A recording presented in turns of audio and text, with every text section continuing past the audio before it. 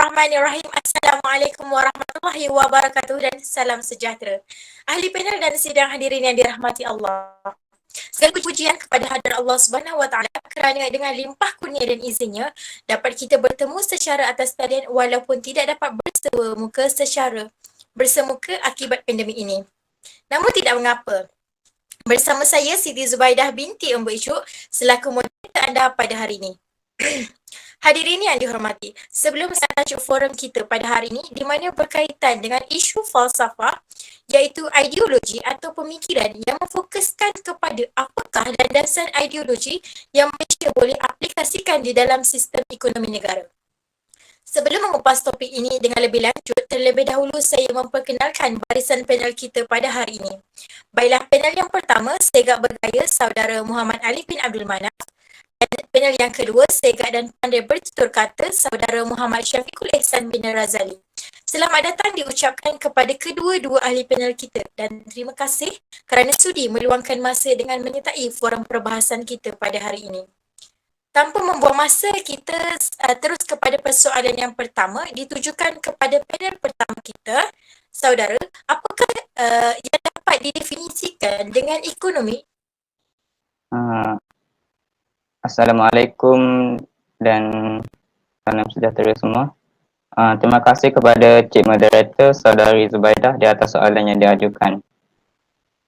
Rakan panel dan hadirin sekalian, pada pandangan saya, ilmu ekonomi dapat dimaksudkan sebagai kajian sains sosial mengenai bagaimana manusia menguruskan sumber ekonomi yang terhad untuk memenuhi kehendak manusia yang tidak terhad. Sebagaimana yang kita tahu, kehendak manusia ini tiada hadnya kerana setiap kita rasa pengguna sentiasa berubah-ubah.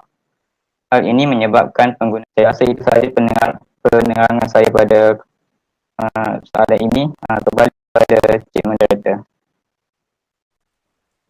Terima kasih kepada panel pertama di atas lontaran konsep yang utuh lagi berisi sebentar tadi. Terusnya kepada panel kedua kita. Saya ingin bertanyakan soalan kepada saudara berkenaan tentang pendapat. Adakah konsep ideologi ini merupakan satu elemen yang penting dalam sistem ekonomi sesebuah negara? Panel kedua kita.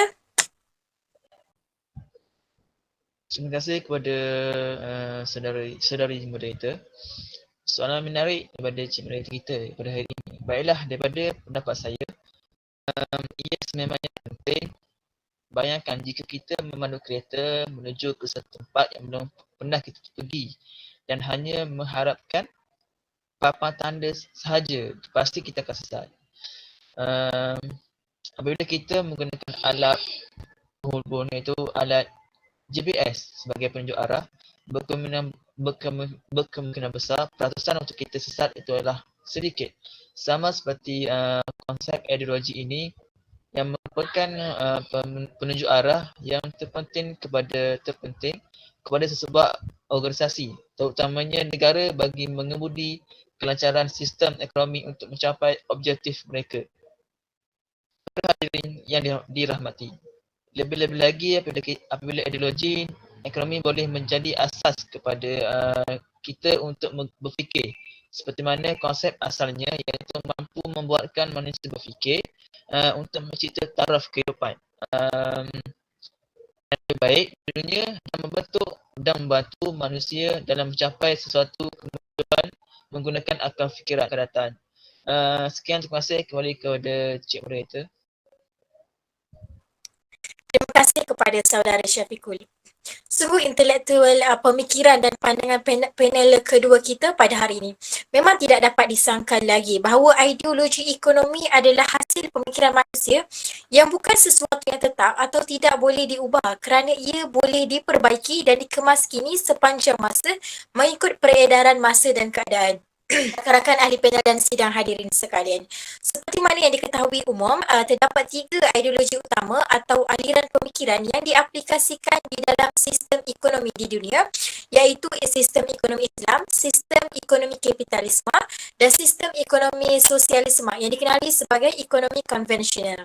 Tanpa membuang masa lagi, pada pendapat ahli-ahli panel, adakah sistem ekonomi Malaysia perlu menggunakan aliran pemikiran ekonomi konvensional ataupun aliran pemikiran ekonomi Islam? Kita mulakan dengan panel pertama kita. Silakan saudara Alif. Terima kasih Cik Moderator. Pada pandangan saya, ekonomi Malaysia boleh mengaplikasikan sistem ekonomi konvensional berbanding ekonomi kapitalis dan ekonomi sosialisme. Walaupun ideologi ini datang daripada negara barat, tetapi boleh digunakan kerana aliran pemikiran dari ideologi ini memberikan kebebasan hak terhadap semua individu untuk memiliki kekayaan dan sumber ekonomi bagi mengembangkan perniagaan ke pasaran dunia untuk meningkatkan pendapatan isi rumah, firma dan negara. Selain itu, pelaku ekonomi terutama pengeluar bebas menggunakan sumber ekonomi untuk memenuhi kehendaknya, iaitu pengeluaran barangan atau perkhidmatan berdasarkan permintaan pengguna. Seperti yang kita tahu, pengguna dianggap sebagai raja. Ini bahawa ideologi ekonomi konvensional dapat mendatangkan kesan positif dan memberikan kelebihan kepada ekonomi negara seperti Malaysia kerana motif utama ekonomi adalah memaksimumkan keuntungan dan meminimumkan kerugian. Saya rasa itu sahaja daripada saya. Kembali kepada Cik Moderator. Terima kasih ahli panel yang pertama. Ahli panel kedua, adakah anda sependapat dengan ahli panel kita sebentar tadi? Terima kasih kepada saudari moderator. Pada betul saya tidak bersetuju dengan pendapat daripada panel pertama, iaitu saudara Alif. Bagi saya, aliran pemikiran ekonomi konvensional akan mendatangkan kesan negatif kepada sistem ekonomi negara. Hal ini kerana aliran tersebut mematikan keuntungan daripada segala-galanya, mendorong manusia ke arah materialisme dan hedonisme. Ini akan menggugat prinsip ukuran kita iaitu kepercayaan kepada Tuhan dan kedaulatan undang-undang, di mana ideologi ini mempunyai falsafah yang berbeza, iaitu mendatangkan kegiatan ekonomi yang tidak boleh berjalan seiring dengan konsep keagamaan. Berdasarkan pemahaman saya, ideologi tersebut hanya menggunakan akal fikiran semata-mata dan mengejar kesenangan duniawi, serta ini membuktikan bahawa ideologi ekonomi konvensional tidak boleh diaplikasikan dalam ekonomi negara kita. Dengan pendapat saya, iaitu sistem ekonomi Malaysia perlu mengutamakan aliran pemikiran ekonomi Islam berbanding dengan aliran pemikiran ekonomi konvensional. Ini kerana ekonomi Islam mempunyai prinsip yang lebih baik untuk memastikan kebajikan manusia terjaga dengan penggunaan akal fikiran berdasarkan konsep keagamaan atau ketuhanan bertujuan untuk mendapatkan kesenangan di dunia dan di akhirat. Terima kasih. Terima kasih kepada ahli-ahli panel kita, saudara Alif dan juga saudara Syafiqul. Demikianlah perbahasan daripada kedua-dua ahli panel kita mengenai ideologi dalam sistem ekonomi. Pengaplikasian dua ideologi yang berbeza, iaitu ideologi sistem ekonomi konvensional yang berasal dari barat maupun sistem ekonomi Islam, tidak salah, malah boleh menggunakan kedua-duanya sekali dalam sistem ekonomi Malaysia. Kerana yang penting adalah ideologi tersebut hendaklah diseimbangkan supaya menemukan satu titik di mana pemikiran perekonomian yang menguntungkan kepada kesemua pihak, sama ada pelaku ataupun pengguna ekonomi.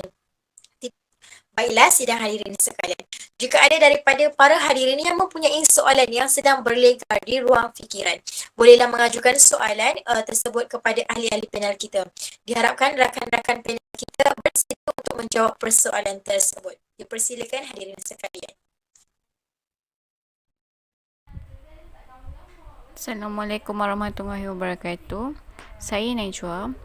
Soalan saya, apakah tujuan utama penerapan ekonomi liberal dalam sesebuah negara? Itu saja. Terima kasih. Bagi menjawab persoalan yang diajukan yang berbunyi tujuan utama penerapan ekonomi liberal dalam sesebuah negara, kita mestilah melihat kepada konsep ekonomi liberal, iaitu ekonomi liberal ini bertujuan membataskan kuasa kerajaan dalam mengawasi keterlibatan ekonomi dan memberi kuasa mutlak individu dalam menguasai ekonomi. Prinsip ini tiada penafian bahawa ia merupakan prinsip asal yang sama diterapkan dalam ideologi liberalisme, di mana kita dapat melihat pengguna bebas untuk memenuhi kepuasan yang tiada terhadnya dalam ekonomi. Itu saja daripada saya.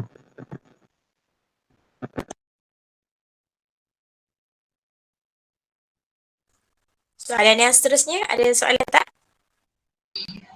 Bismillahirrahmanirrahim. Assalamualaikum warahmatullahi wabarakatuh.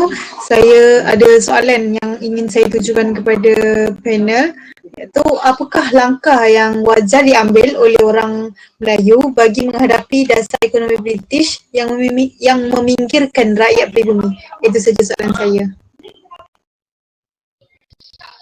Okey, soalan yang cantik daripada saudari Asti. Okey, antara langkah yang boleh diambil untuk orang Melayu bagi menghadapi dasar ekonomi British yang meminggirkan rakyat pribumi. Saya draftkan saja. Yang pertama adalah pemimpin perlu memberi kesedaran kepada orang Melayu.